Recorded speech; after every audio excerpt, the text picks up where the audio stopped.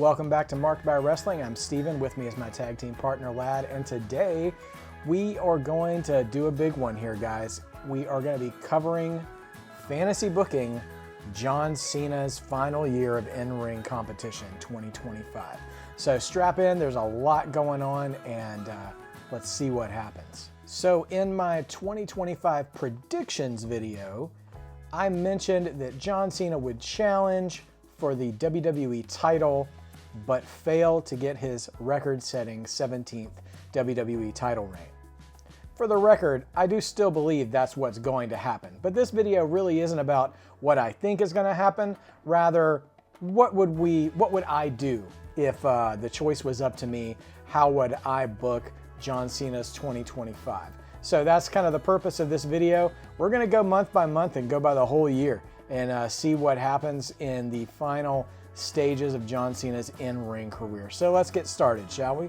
Actually, before we get started, there's 3 ground rules I want to set, okay? Rule number 1, John Cena is John Cena, which sounds like kind of an overly simplistic thing to say, but what I mean about that is in his terms of star power. So he's not going to be locked into just Raw or just SmackDown. John Cena transcends the roster brand split stuff, so he's going to show up on any show that he wants to because it's his final year, so he's going to be anywhere and everywhere in this 12-month period. Rule number 2, with any good fantasy booking scenario, I'm assuming that no one I mention gets injured, before this happens, and also I'm not utilizing any talent that's currently injured unless we're late enough into the year where it would be plausible for them to return from an injury. And rule number 3, this one's a little bit of a spoiler alert. So very recently, I'm sure some of you are learning, WWE has announced that WWE and TNA have entered into what is being described as a multi-year partnership. We don't know a whole lot more other than that right now, but based on that news breaking while I was writing this, I decided to factor TNA into this story just for a little bit of fun. Now, granted, I'm not a major TNA viewer. It's been a number of years since I watched TNA regularly, so if the people I pull out of TNA's roster for purposes of this story feel kind of out of place, just be gracious to me, okay? Don't drag me in the comments. And lastly, this one's not so much a rule as it is a guideline, kind of like a pirate. So WWE has not announced the names and locations of all their PLEs for 2025 yet. So anywhere where I'm confident there's a gap in the information, I'm just filling in just to keep the story going. Okay, let's get started. The journey towards title number 17. Will Cena succeed or not? So let's get started at the Royal Rumble. John Cena has already declared that he's entering the Royal Rumble, so I'm putting him in at number 3. That'll give him time to be through the whole match. He's going to have a lot of one-on-one opportunities, not all that different from Brock Lesnar in 2020, except he's not going to be just, throwing everybody out one at a time. But rather, it's about having those moments of exposure with different wrestlers who he's not going to have time to have feuds with everybody in his last year, right? So I'm thinking he'll have some interactions with some of the up-and-coming names. I'm going to have Obafemi show up, Trick Williams show up, both from NXT, and also have him revisit a segment in the Rumble with Carlito, being that Cena was Carlito's first feud when he debuted for WWE all those years ago, and also a surprise in-ring return from the announce table by one Wade Barrett as well. By the way, for those keeping score at home, I'm going to have Wade Barrett eliminate Drew McIntyre as well. Just throwing that out there. Okay, so our final 4 in the Rumble are John Cena, Braun Breaker, CM Punk, and Roman Reigns. I would say right out of the gate, but out of those 4, I'm going to have Braun Breaker eliminate John Cena. John Cena does not win the Royal Rumble. Roman Reigns then in turn eliminates Braun Breaker. And to win the Royal Rumble, CM Punk will eliminate Roman Reigns due to Paul Heyman cashing in CM Punk's favor and turning on Roman Reigns, thereby securing a title match for CM Punk at WrestleMania. So the next night on Raw, CM Punk announces that he is going to be chasing Gunther for the World Heavyweight title at WrestleMania. Later on, Roman Reigns, his relevancy is called into question by the final boss, who is now referring to himself as the High Chief, The Rock. And it is assumed from that point on that the Elimination Chamber in March will determine the #1 contender to face Cody Rhodes at WrestleMania. So Cena declares for the Elimination Chamber, and he has to win a qualifying match, and he does so by defeating Shinsuke Nakamura in of course, a non-title match, U.S. champion Shinsuke Nakamura on SmackDown. So Cena basically just won't die. He won't quit, never give up, right? Despite Shinsuke's heavy-hitting offense. And instead of him just, completely squashing Nakamura or anything, he's going to frustrate Nakamura to the point of disqualification, where Nakamura will get caught misting Cena in the face, disqualifying himself and qualifying Cena for the Elimination Chamber. All right, so let's move on to March. Cena is in the main event of Elimination Chamber, the Elimination Chamber match. And also in that chamber match are going to be Seth Rollins, Solo Sikoa, Kevin Owens, Drew McIntyre, and Randy Orton, who has returned at this point. Cena and Orton end up being the final two in the Elimination Chamber, harkening back to their what felt like years-long feud that in the 2000s that never seemed to end. But Cena ends up coming out on top, cementing his opportunity to win world title number 17 at WrestleMania versus Cody Rhodes. Moving along to April, in the lead up to WrestleMania, there's something of a civil rivalry between John Cena and Cody Rhodes in their promos. It's a lot of "I respect you," you paved the way for all of us, for so many of us, and on the other hand, you've been holding it down while I'm gone. Very babyface versus babyface stuff. So Roman and Rock are actually going to main event night 1 of WrestleMania. Cena and Cody will main event night 2, which means CM Punk Gunther does not have a main event slot for WrestleMania, which is actually, for me, if you gave me the choice here with this super crowded main event scene, I would pull that from Punk one more time for him to use as character fuel, to be further agitated and carry that into the following year to main event the following WrestleMania instead and be able to mark that off his list. But again, this is a John Cena story, so let me not get too deviated here. All right, WrestleMania 41, the main event of night 2. Cody Rhodes defending his title versus John Cena. I'm going to go ahead and rip the Band-Aid off, folks. John Cena does not get it done. They go back and forth. It's a really good match. It's very hotly contested, a lot of false finishes. The crowd is hot, but Cody ends up coming out on top. So, once the match is over, Cena is dejected, but he's also a sportsman, so he shakes Cody's hand. Cody hugs him. There's a lot of "thank you, Cena" chants, this being his final in-ring WrestleMania. Very reminiscent of the Shawn Michaels Undertaker WrestleMania 26 end of that show, with the crowd just kind of in their own way saying goodbye to John Cena in the WrestleMania environment. So now WrestleMania is over and we have the Raw after WrestleMania. John Cena opens up the show, comes out to face the crowd, and to be fair, I wrote this pretty specifically, so I'm going to check my notes for this promo that I have. It's not a whole promo, it's just bullet points. So if I'm looking down, sorry, I can't remember all that off the top of my head. But Cena addresses the crowd and he says, "Last night I gave it all I had in my quest to have a record-breaking 17th world title reign, but I came up short. So I'll give credit where credit is due. Cody Rhodes, you're a world-class champion and you were the better man last night. But I want to apologize to you, the fans, who paid your ticket expecting to see me deliver when I didn't. And I promise for the next 8 months or so, the remainder of his year, until this ride is over, that won't happen again, in terms of you'll continue to get the best out of me. You will get my absolute best, and I declare from this day forward, I'll work as hard as I can to be the #1 contender again before year's end." But at the same time, Cena declares that, fans cheer, whatever, very, never give up Cena kind of stuff. Except this time, you can see on Cena's face that he's trying to force himself to believe it. It's not the same kind of swagger that he talked himself into in that first Raw of the year where he declared for the Royal Rumble, but he's clearly doubting himself a little bit. So that's something's going on there. And, the promo itself is good, but he's not convinced. Okay, we're in May of 2025.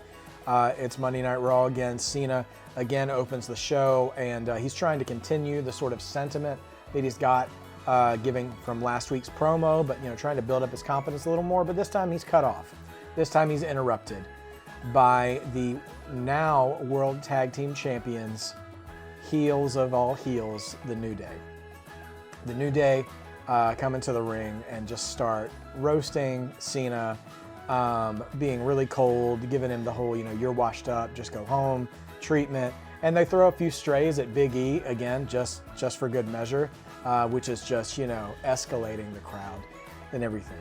So surprisingly by this, Cena's confidence actually seems a little shaken. He actually seems a little affected by this rather than trying to step to them and everything. So Cena actually starts to leave the ring and go to the back. And just as he's getting through the ropes, the New Day decide to jump him from behind. And so they start to, they start to beat on him a little bit. And then who comes to his rescue but the man who's idolized John Cena ever since he was a little boy, R-Truth. Truth and Cena gain the upper hand against the New Day and send them packing. After a commercial break and a recap of everything that just happened, Truth and Cena are walking backstage. Cena's, saying thank you, for the assist and bailing him out. And they're stopped by Jackie Redmond, an interviewer, who asked Truth, hey, John Cena's got so many friends. How were you the first one out here, to do it? What led you, what possessed you to go save John Cena? And Truth, in a very R-Truth way, just kind of shrugs and goes, well, because I could see him. And so, you can hear the crowd, off camera, kind of, laughing about that and stuff. And Jackie is like, okay, what kind of answer is that? And even Cena's just like, Truth, man, what are you gonna do? And then he just follows Truth off screen. And so that's it for that episode of Raw. But that leads to Backlash that month, where Cena and Truth get a tag title match against the New Day. And just as an extra measure of salt in the wound of the New Day, they actually ask Big E to be in their corner. And this winning combination allows for Cena and Truth to be tag team champions together, in which Truth reacts to that win just how we would all expect him to, like he's just won the main event of WrestleMania. I mean, he's won the tag team titles with his childhood idol, John Cena. So, we have this grand victory for Truth, and Cena is happy to be a part of it as well. So this team, in the grand scheme of the year, it's going to be kind of a short-lived segment of Cena's final year, but they're having these occasional tag matches. But Truth, this whole time in his Cena idol worship that's going on, he's also slowly inspiring John Cena to get back to form, and he's doing that in his own kind of truthy sort of ways, by saying things like, "Yeah, I can see you, John Cena," stuff that if you think about it long enough might actually have a little bit of an inspiring double meaning to them, rather than just the silly Truth banter that he's known for. So that leads us to the month of June and the King of the Ring PLE. So Truth, is in Cena's corner and is his primary motivator, and Cena decides he wants to qualify and win King of the Ring.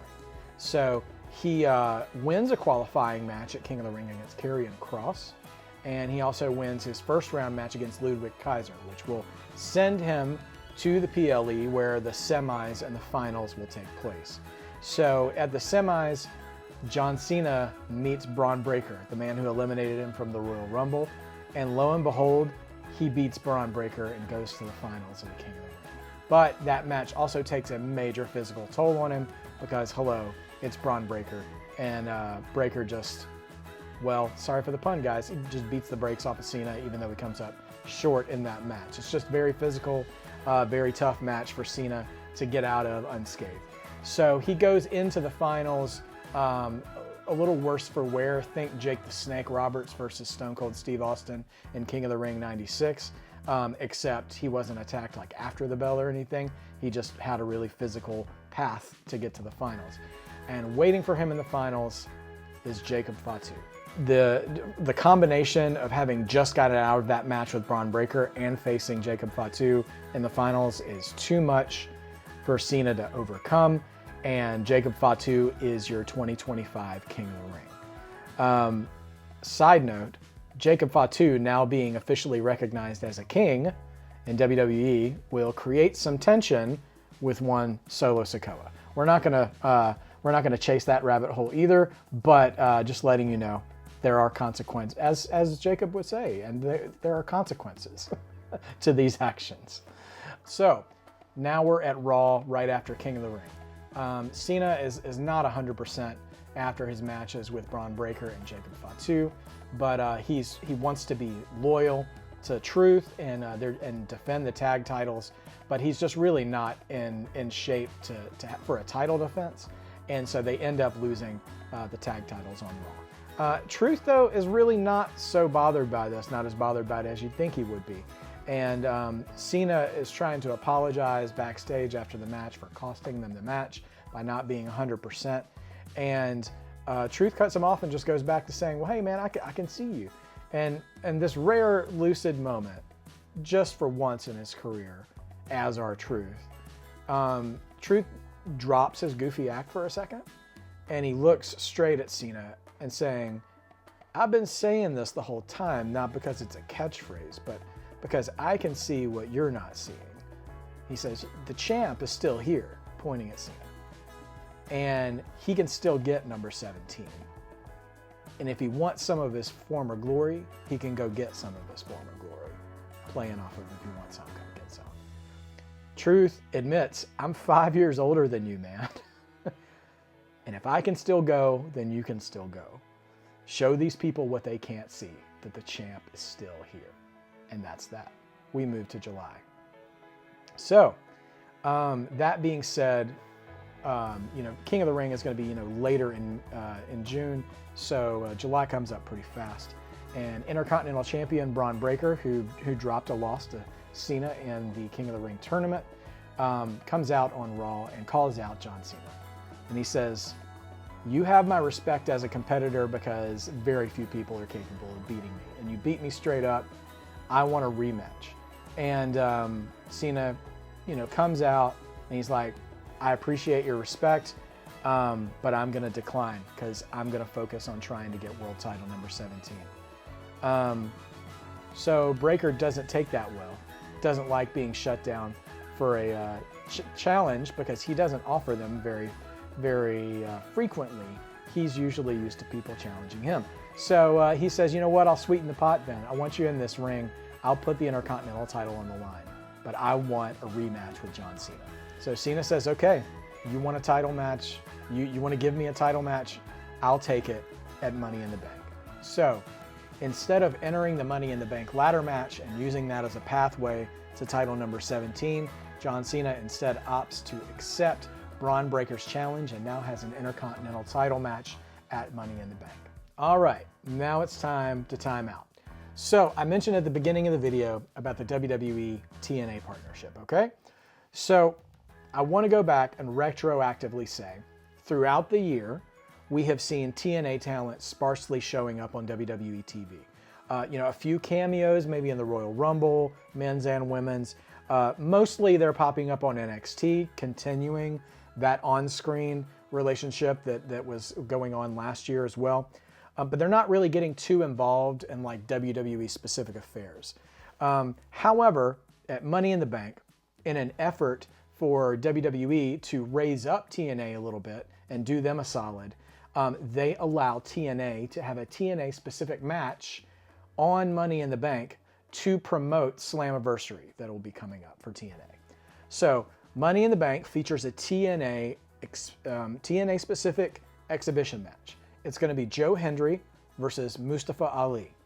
Plenty of TNA talent are shown like in a suite at the arena. Think like Wrestlemania 17 after WCW had just been purchased.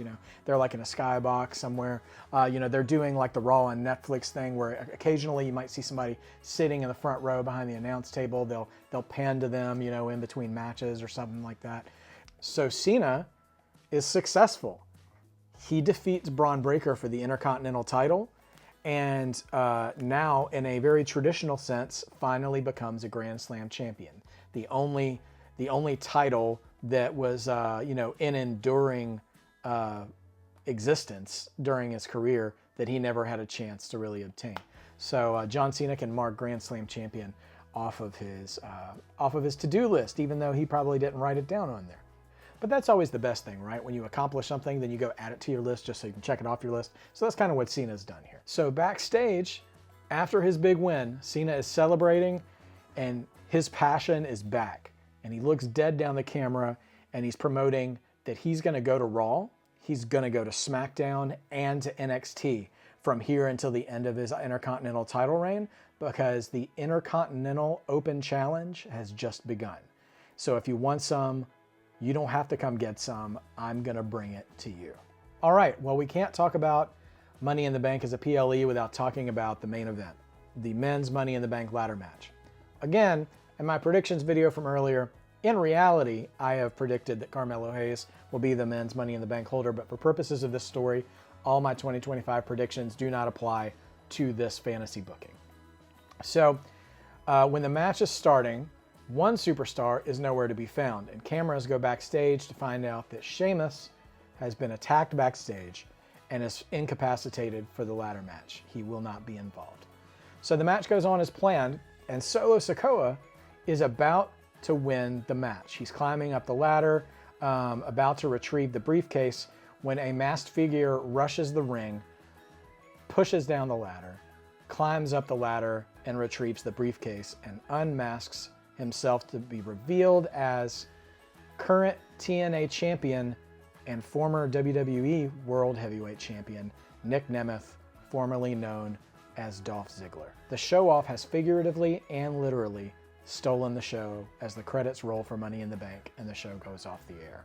In the post-show press conference, Triple H declares that because of the multi-year partnership between WWE and TNA, and the fact that they had sanctioned TNA performers to be on their PLE, that he's going to recognize Nemeth, he's going to recognize the referee's decision rather, and recognize Nemeth as the Money in the Bank briefcase holder.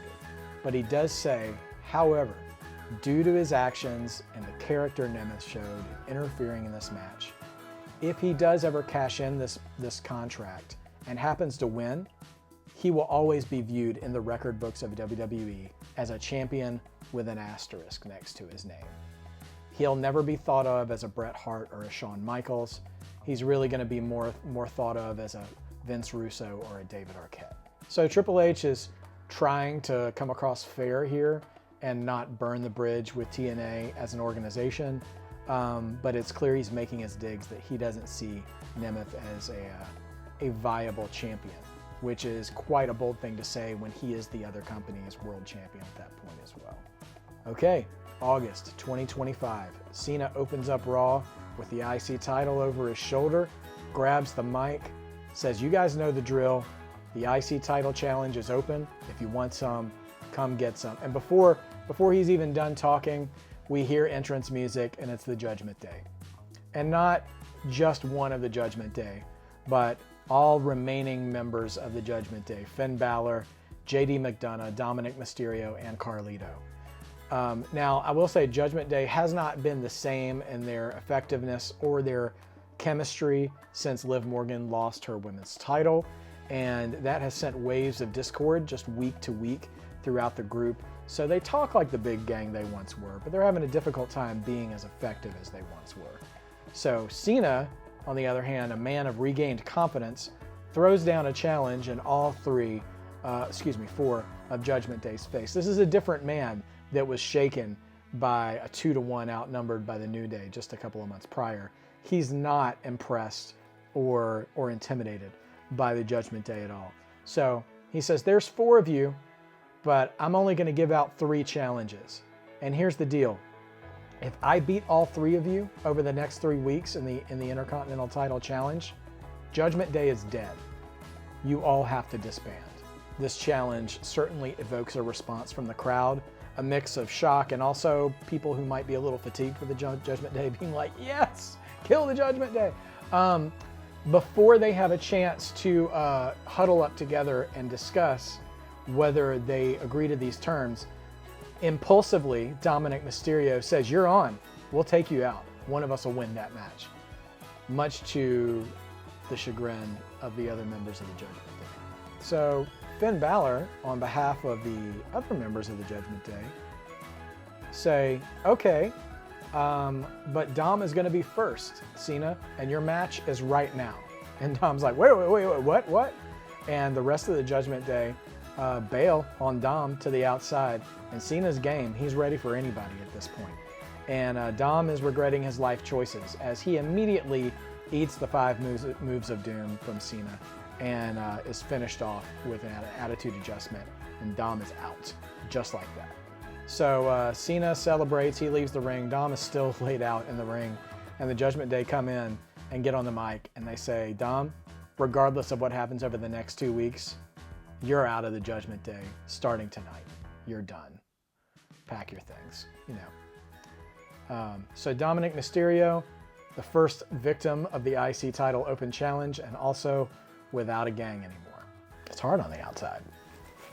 So, second man up is Carlito, and we have a throwback match between Cena and Carlito, hearkening back to when Carlito debuted for WWE and actually beat Cena for the U.S. title. Michael Cole's going to have a lot of fun referencing that because, he was around when that happened too. So there'll be a lot of, be very much a nostalgia match.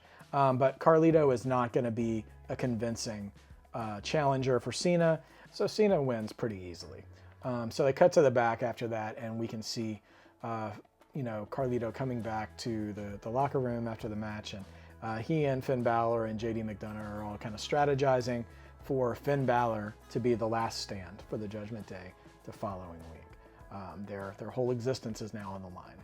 So we're in week 3 of August now, and it's time for John Cena versus the Judgment Day. Either the Judgment Day is going to have the Intercontinental title or they're going to disband.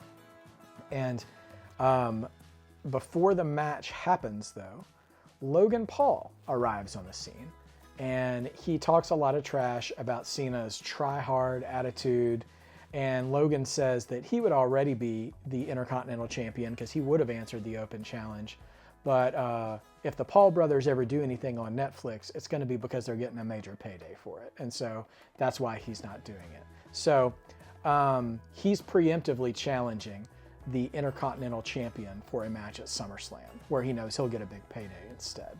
So the match comes to fruition, and Cena wins. He defeats Finn Balor, but this time by interference, not any that he asked for, though. So when Cena is down and not looking, Dominic Mysterio and Logan Paul both interfere on Cena's behalf. Dom gets Carlito and JD's attention, and Logan hits Finn with brass knuckles. Dom is interfering for revenge for being kicked out of the Judgment Day, and Logan wants to make sure he gets the maximum payday for SummerSlam by having Cena as an opponent instead of Finn Balor. No offense, Finn Balor. So these overlapping interests actually create an unlikely alliance between Dominic Mysterio and Logan Paul. The crowd hates it to the appropriate amount that they should. Okay, so we have arrived at SummerSlam. We are more or less just a little over halfway through Cena's final year. And so we're at SummerSlam. Logan Paul makes some embarrassingly tacky entrance, as he is wont to do. Logan is flanked on one side by Dominic Mysterio and by his brother, Jake Paul, on the other side. But not to be outdone, Cena has already prepared for this, anticipating that there would be some extra hooligans at ringside for Logan Paul, so he brings some help of his own. Cena arrives to the ring flanked by R-Truth and by Rey Mysterio, Dom's deadbeat dad. And just for fun and for intimidation, not that he needs a third person with him, but for the heck of it, he calls in a favor since they're in New York and brings along Mike Tyson. So this match is a full-on shenanigans match. There's a point where it looks like Jake Paul wants to swing on John Cena, but then he notices Mike Tyson is staring a death glare in his direction. And I'm just going to be realistic here. You know, I mean, I would love to fantasy book this more just to get Tyson a measure of revenge for that Netflix fight, but that's not what this video is about. The most I'm going to say is that Tyson just bows up at Jake Paul, and Jake thinks better of it. It's like, nope, I wasn't going to do anything. Never mind. Just enough for Jake to at least sell embarrassment if he's not going to actually take a shot, because I doubt Jake will take a bump for anybody while his boxing career is active. Anyway, after multiple interferences from both sides, Cena wins, and he celebrates with a SummerSlam crowd for the last time, raising the hands of Truth and Mysterio for standing by his side during that. And also in the main event of SummerSlam, worth noting, Cody Rhodes successfully defends his title against Gunther, who had dropped the title to see it, who dropped his world title to see it Punk at WrestleMania. Also, if anybody's interested, just for the undercard, Chad Gable wins the United States title from Shinsuke Nakamura. Now, moving along to September, we are in the final quarter of 2025, and we're going to kick off September continuing the Intercontinental title Open Challenge. But now, Cena is focused on giving exposure to the next wave of main roster superstars in WWE, much like his US title Open Challenge was years ago. So in August, the IC title challenge was on Raw, but in September, the IC title challenge is going to be on SmackDown. In consecutive weeks, he squares off against newly won US champion Chad Gable, who wants to be Chad Two Belts, but he comes up short. Cena wins. And then in the next 3 weeks after that, he'll also be facing Andrade, Tommaso Ciampa, and Carmelo Hayes. Now, in week 2, on the night that Cena beats Andrade, he passes AJ Styles in the back of the arena. AJ has been on a bit of a cold streak lately, but he ends up getting fortunate and gets an opportunity to qualify for a #1 contender match. He ends up winning that, and he is set to face Gunther to be the #1 contender to Cody Rhodes Championship in our PLE that is set to take place in Paris, France, which has been announced recently, by the way. Still don't know when it's happening, but I'm putting Paris PLE right here in this time in September. So AJ has this opportunity to face Gunther with the possibility to face Cody, and Cena talks him up. He pays it forward, so to speak, based on what Truth told him. That, you know, Cena reminds AJ, like, hey, you're the guy that beat up John Cena. You were the face that ran the place. You know, you're the guy that took me to the limit multiple times. And he just, you know, totally gasses up AJ Styles and sends him on his way to really give his best against Gunther, because he's going to need it in that match. And what do you know? It works. AJ Styles upsets Gunther to everyone's surprise. Everyone was counting him out going into the match. And he comes out of that match breathing new life, which I imagine has got to be hard to do after all the times you get chopped in the chest by Gunther, but there you go. AJ is set to face Cody Rhodes for the WWE title in Paris in September. All right, so we come to Paris, France for the September PLE. I'm just going to call it Night of Champions, just so we have a name for it.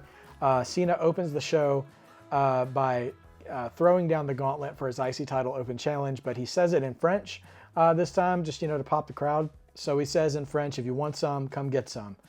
And the man who accepts the challenge is a returning Ilya Dragunov. It is a hard-hitting match, but Cena ultimately wins. And but this time he feels like he snuck away with a win. And he's being drowned out by the cheering crowd. We're able to make out that sentiment that, like, I might not have earned this win, but I'll take it. As he shakes Ilja's hand and then and raises his hand in camaraderie before saying goodbye to France for the last time in a WWE ring. And then in the main event of Night of Champions, AJ Styles shocks the WWE Universe and a country of France by finally dethroning Cody Rhodes and becoming WWE Champion. Now, Cody is a good sport about it and hands the title to AJ before saying, I'll be back for it. And the show goes off the air with AJ celebrating with the title in the ring. Okay, we are in October now, and John Cena has gone from Raw to SmackDown, and now he comes down to Orlando to NXT for the Intercontinental Title Open Challenge. But before he can issue his weekly challenge, he hears familiar music, and AJ Styles, the new WWE champion, shows up. He comes in, he shakes Cena's hand. You know, the NXT crowd is very warm and appreciative of these two men, and there's a lot of "you deserve it" and chants going on. AJ calms everybody down. A lot of "you still got it" for John Cena. All that kind of stuff. And AJ says, "Cena, you're a busy man, so it's hard to chase you down even in your old age. But I never got a chance to thank you for lighting that fire back under me so that I could find the path to becoming a champion again." Cena is grateful, but there's a little bit of pain in his eyes, seeing that the motivation he gave someone else led to them becoming champion, even though he has failed to achieve that himself this year, at least on the top title level. But he comes back to his senses, though. He shakes it off, and he shakes AJ's hand anyway and congratulates him. And that's when we get another intruder into this promo, and it is current Money in the Bank briefcase holder and TNA champion Nick Nemeth enters the NXT arena. Nick Nemeth says, "I'm here to challenge the WWE champion," and the crowd goes wild. Nick continues, "Don't get excited like I would waste this opportunity on the NXT crowd." And of course, they immediately start booing him. "I had one of the most popular cash-ins in WWE history, and all of you forgot about me once I got hurt. You stopped caring. So you don't deserve to see me become champion in this company again. So I'm calling my shot. AJ Styles, I'm cashing in this Money in the Bank contract, and I challenge you to come back to your old turf, TNA, and face me for the WWE Championship at Bound for Glory." The unprecedented nature of this challenge wakes the crowd back up, and AJ responds by telling Nick, some variation of, you don't even go here, anymore. And he reiterates that even if he were to accept the challenge, he kind of parrots some of those talking points that Triple H had said at the press conference. Like, even if you got this title from me, you'd still be a David Arquette champion. You wouldn't be anything on the level of me or John Cena or, Brett or Shawn or Steve Austin, any of those guys. But eventually, Nemeth keeps needling AJ, and he gets him into accepting the challenge. So we have AJ Styles versus Nick Nemeth at TNA's Bound for Glory for the WWE World Title. So later that evening, the Open Challenge does happen in NXT, and it's answered by Javon Evans, who Cena puts on a strong showing, but Cena defeats him and shows him a lot of respect after the match. After NXT programming is over that night, Triple H confirms on social media that the WWE title will be on the line at TNA's Bound for Glory, AJ Styles versus Nick Nemeth, and that John Cena will be in AJ's corner. In Week 2 and Week 3 of the Intercontinental Open Challenge on NXT, John Cena defeats Charlie Dempsey, and then a returning Wes Lee in a very high-octane, high-flying, hard-fought match. And the Wes Lee match, I'm going to say, is probably the closest battle he's had other than Ilya Dragunov and Braun Breaker. So in the final week of the NXT Open Challenge, just days away from Bound for Glory, the final Intercontinental Open Challenge is answered by Ethan Page. Page is overconfident in this match, and Cena surprises him with a small package after a good back and forth. So this sends Page into a fury, and he begins attacking Cena with a chair post-match. And so Page is about to Pillmanize John Cena's neck with the chair, and that's when Cena is saved by an unannounced Joe Hendry. Crowd goes wild for Joe Hendry. Ethan bails. Cena welcomes the rescue and tells Joe that, you've got the heart of a champion. So since you have the heart of a champion, I'd like to offer you an Intercontinental title match at Bound for Glory. And Hendry was just doing the right thing and was not expecting that, but he is overwhelmed at the opportunity to also win a WWE singles title on a TNA pay-per-view, and he accepts. We have now arrived at TNA's Bound for Glory 2025. So at Bound for Glory, John Cena takes on Joe Hendry in a back-and-forth contest where John eventually wins. But post-match, Ethan Page has snuck into the building and cheap shots John Cena with a chair after Joe Hendry has already left the ring. He's also joined by Mustafa Ali, who let Ethan Page into the building.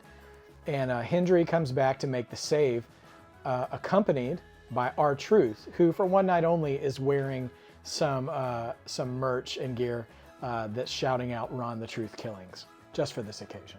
So Cena is helped to the back after being rescued, and it's clear he has sustained some damage. However, the injuries he sustained as a result of Ethan Page and Mustafa Ali prove to make Cena more of a distraction than a help in the match. Cena's presence causes a distraction in the match, and there is a ref bump at one point, and so Cena tries to help by awaking the referee and getting him back on his feet, but when he does that, AJ gets thrown into John Cena, and Cena goes, flying outside of the ring, and then Nick Nemeth takes advantage of the opportunity of the mix-up and the distraction, and the ref recovers, and Nick Nemeth shocks the world by winning the WWE title in a TNA ring. And Cena is crestfallen. Like, that shot of him after losing to The Rock at WrestleMania, sitting in the aisleway, is nothing compared to what he has wrought upon his legacy so close to the end of his run in WWE. November 2025. So Cena is both hurt physically and mentally for costing WWE their championship to TNA, and he's distracted by all that's going on, and as a result he loses the Intercontinental title in the very next Open Challenge on Raw, which actually grants a new inductee into the Grand Slam Club, Sheamus. So Sheamus has an awareness that he didn't get the best version of Cena in that match, so he still takes the opportunity to win because he's a competitor, but for once Cena's opponent this time is the first one to offer their hand in sportsmanship instead of Cena. And you can overhear on the cameras, it's not set on a mic, but the camera's in close, and you can hear Sheamus look at Cena, and you can see him look at Cena and hear him say, "Keep your head up, fella. It wasn't your fault." Cena takes a week or two off TV, but he's on social media pretty actively during this time to further the story, not because he's watching WWE TV, but he's watching Impact. It turns out that after winning the WWE title, Nick Nemeth has a major chip on his shoulder for the comments from AJ Styles and Triple H and others saying that he's not a champion on the same level as the great WWE champions of the past. So he starts wrestling to prove them wrong in his matches. He's doing an open challenge of his own on Impact with the WWE title, but his only caveat is the only people who can apply are members of the TNA roster. So Nemeth successfully defends the title against Mustafa Ali in week 1, and then for week 2, just because he's so provoked to be a show-off and to prove himself, he wrestles 2 title matches in one night. He defeats Trent Seven and then also Matt Cardona. Nemeth is wrestling to prove his worth as a champion. And after every match, Cena on social media sends increasingly respectful messages about Nick Nemeth's pedigree and quality as a competitor and a champion. And he starts tagging Triple H in his posts to recognize Nemeth as a legitimate WWE champion, to take the asterisk out of the record books, saying that he's far more a Brett or a Shawn than he is a Russo or an Arquette. While this is going on, during this season, Triple H arrives to Open Raw in early November to announce a special main event for Survivor Series. He derides Nick Nemeth for dragging the lineage of the WWE title through the mud, through his means of getting a shot at it and how he won it. And then he learned, and that he needs to learn a few things about this business in regards to 3 familiar words: hustle, loyalty, and respect. Very quickly, Triple H acknowledges that there are 3 words that embody someone like John Cena. But over the years, it's been proven that Cena is not the only embodiment of those qualities, so Triple H is throwing down a challenge to Nick Nemeth. He challenges Nick Nemeth to find 4 other TNA wrestlers, meet at Survivor Series in the double cage for a WWE versus TNA WarGames match versus Triple H's hand-picked team of hustle, loyalty, and respect. And that team is captained by John Cena, features R-Truth, Rey Mysterio, former Intercontinental Champion, now Sheamus. He lost the belt pretty quickly to Penta, actually. And rounding out the team is Randy Orton. Nemeth responds on Impact by accepting the challenge on certain conditions.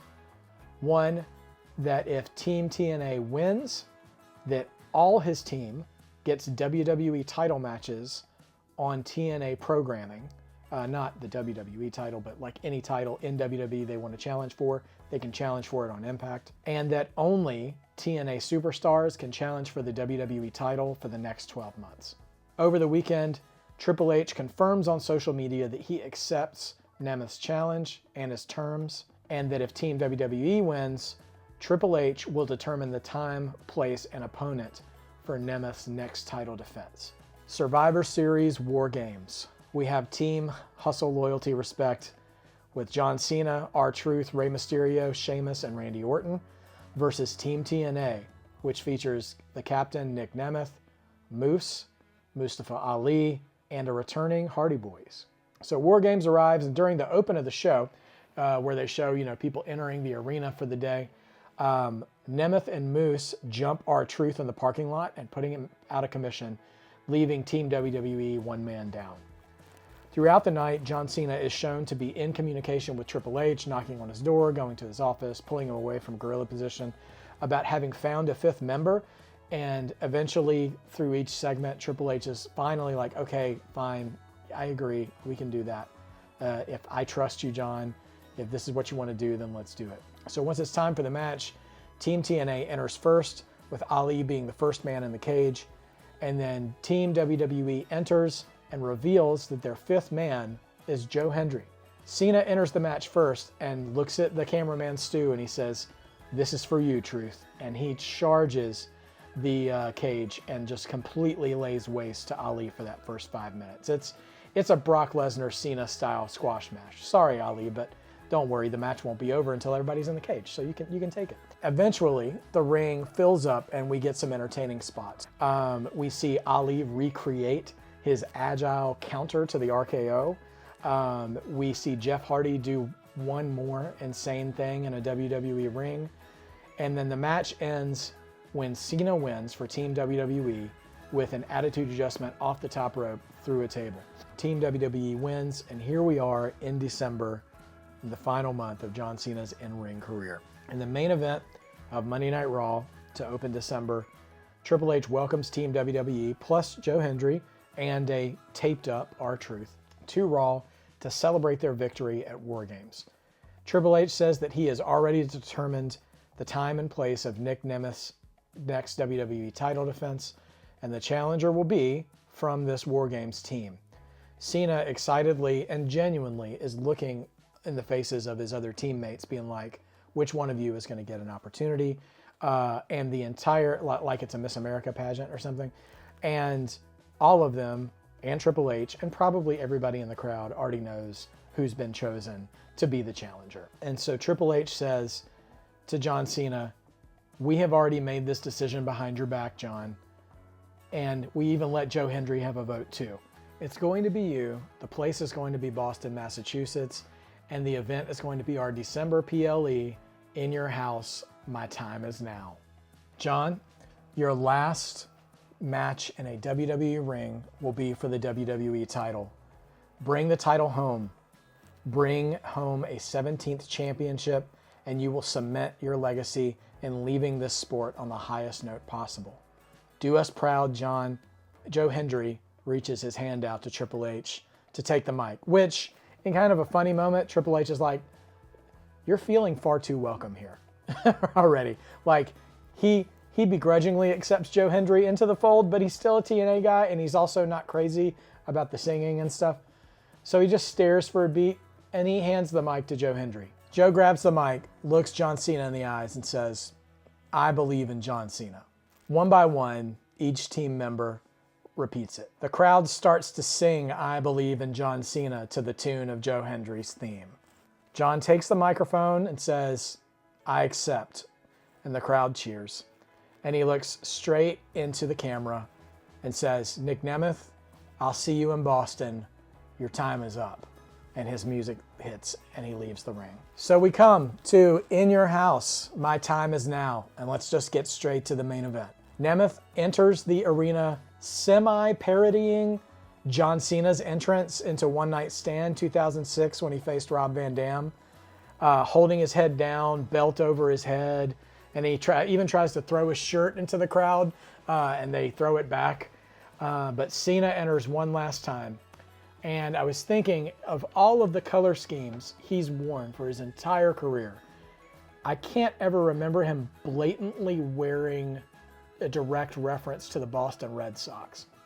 So his hat is, navy blue with a red, whatever his red logo is on the cap. His shirt is navy blue with red and white outline writing, like Boston Red Sox gear. And it's just a straight up match. There's no interference, no shenanigans, no ref bumps, just John Cena trying to match Nick Nemeth with a chip on his shoulder, move for move. Nick is wrestling like a man possessed, like this is the biggest show that he could steal in his career. They continue to go back and forth sequences with shout outs to different Cena matches. Nemeth hits Cena with a go to sleep. He hits him with the Daniel Bryan knee or Bryan Danielson knee, depending on your mileage. He hits him with multiple German suplexes, but he can't put Cena away. Cena hits his 5 moves of doom, but Nemeth slips out of the attitude adjustment, chop blocks Cena in the back of the leg, and goes straight for an ankle lock, harkening back to Cena's first match against Kurt Angle. And Cena slowly crawls to the ropes for a rope break.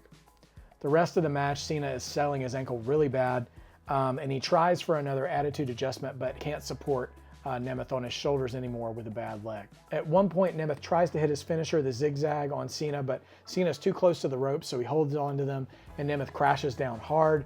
And while Nemeth is trying to gain his bearings again, Cena uses that opportunity to untie his shoe a little bit to relieve some pressure on that injured ankle. Once Nemeth is up again, he tries to hit Cena with a rock bottom, but Cena blocks it, so Nemeth reverses by taking out his bad leg again. While down, Nemeth goes for the ankle again, but in Eddie Guerrero-like fashion, John's shoe comes off. And Nick had pulled so hard on the ankle that the momentum shoots him back against the ropes. Cena is able to rebound with a drop toe hold and locks in the STFU.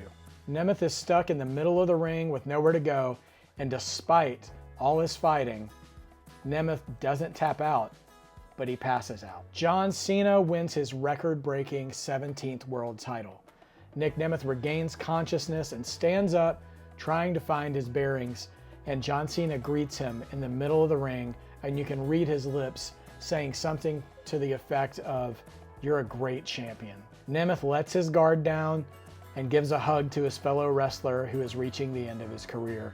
He shakes his hand, he raises Cena's hand in victory briefly before retreating the ring and allowing Cena to celebrate alone. Okay, so time for a quick epilogue on the final Raw of 2025. WWE Champion John Cena has his final segment. The entire episode of Raw is a goodbye to John Cena, saying goodbye to him in ring and celebrating his title win. We see video packages from other wins, people he's wrestled throughout the year, giving testimonials on Cena making his final year one of his best. We hear different times from Braun Breaker, from Sheamus, from R-Truth, from Javon Evans, from AJ Styles, from Joe Hendry and Randy Orton, from Nick Nemeth himself, and plenty of others too. In the final segment though, Cena comes out and says that he's already talked things over with Triple H, and before he says goodbye, he looks at the title and says there's a matter of this championship.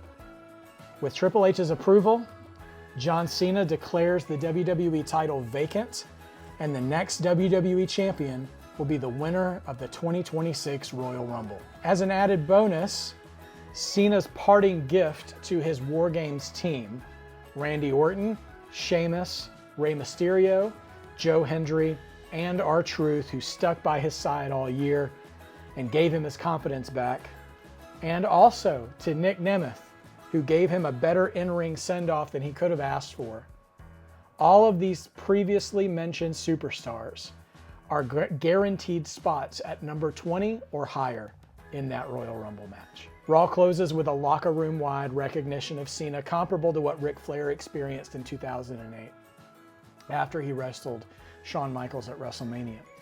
I'd actually have Flair show up as well with a commemorative spinner belt, which I hate the look of, but that is the Cena belt if there ever was one. It's Cena's version of big gold for sure. But everybody you can from the locker room and former feuding partners or stars, they come out and give him his flowers. And maybe even all of the current locker room is standing at the entranceway or down the aisle, and they're saying goodbye to Cena with a collective, "You can't see me." And that would bring the career and 2025 of John Cena to a close.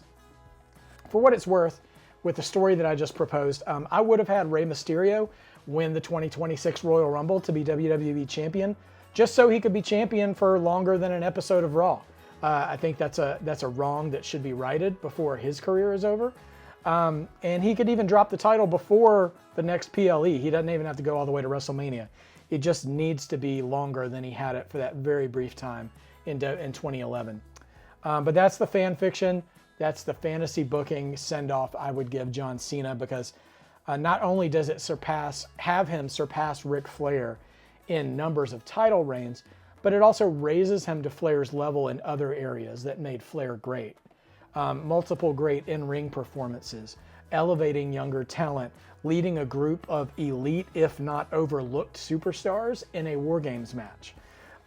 Not to mention the promos he'd be cutting all year long once Cena is in a more confident state of mind.